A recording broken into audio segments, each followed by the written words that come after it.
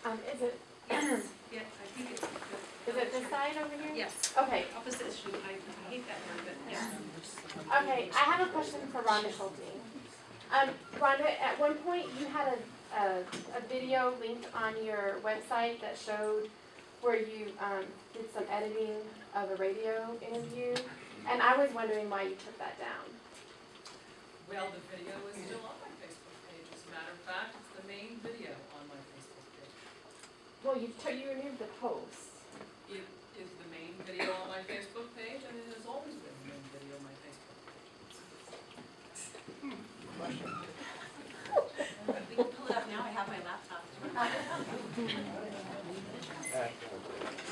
Hi, my name's Meg Maston. I've been a parent in the district for over 10 years. I currently have 2 kids in middle school. My son's middle school teachers are responsible for 190 students. They're about to enter high school.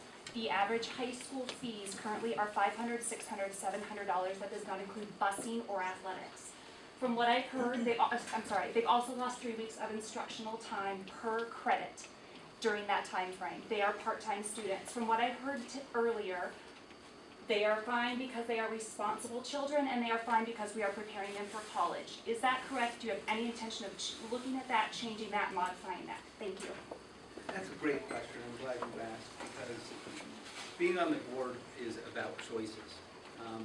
And what we do is we make hard choices. They're very easy choices, and you wouldn't need a board.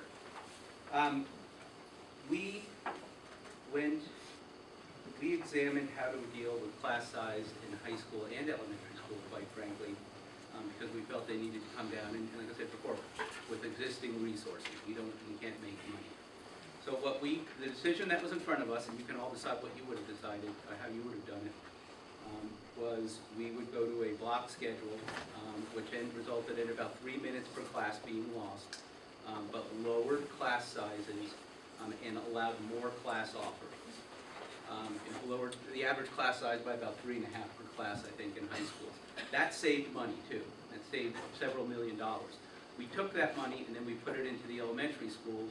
And Meghann and I were just talking about it before the meeting started, and that was, I think, a couple $100 a kid increase. And what we did, then that allowed us to reduce class sizes in elementary school.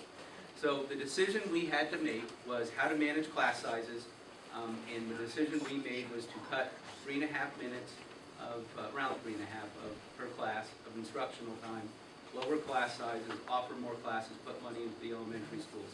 Our test scores in high school are blowing the roof off. We're doing great in high schools this past year's testing with that change, so we think we made the right decision. But keep in mind, this is about making decisions.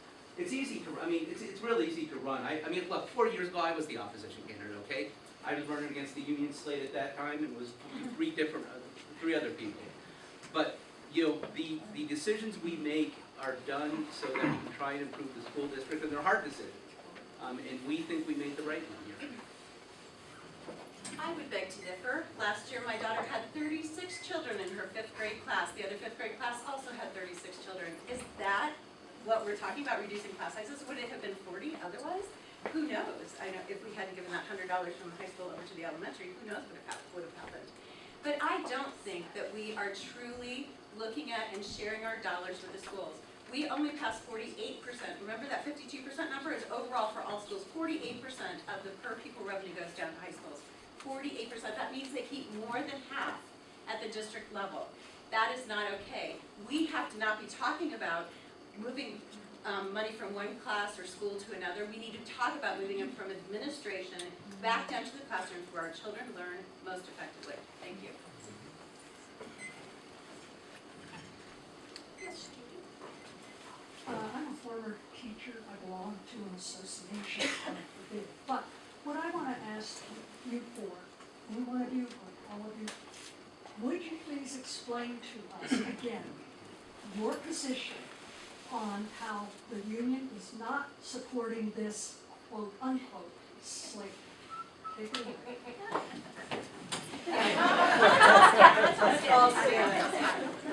If the NRA said that they endorsed us, because we live in this great country called the United States of America, we cannot say, don't endorse us. The NRA can, the whatever you want to say.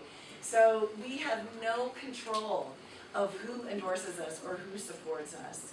And so that was not asked for, that was not solicited. You see us standing very strong because again, don't listen to what we say, watch what we do. And from this, my gosh, I wish I had some more money, and if anybody can donate individually, please do. But they have not. So it really bristles me when you guys are saying that we're union when we're not. It's a diversion tactic. I'm a professional salesperson, and this is completely diversion. I don't want to say lie, but I want to say misleading, because it is true. They did say that they support us. Okay, thank you. As compared to these guys, right. But it doesn't mean that we're beholden to them whatsoever. We are not.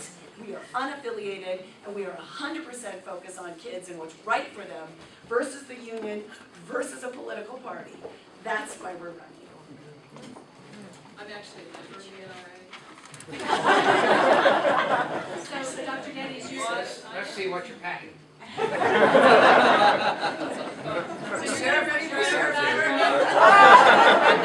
an extension of my home, correct?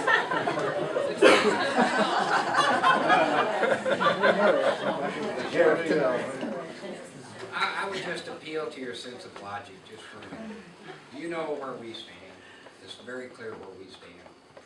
We know that there are large sums of money coming in to support their campaigns in the 527. Not directly to them, not directly to them, but large sums of money coming in to displace the reform team here. And to think for a minute that the union isn't behind that is, I think, silly to think that. They are behind them, they did endorse them, they are supporting their candidacy. If they're successful, the reforms will be dismantled, I promise you that. They will be dismantled. Now, a couple other points have come up. I am a regent at the University of Colorado.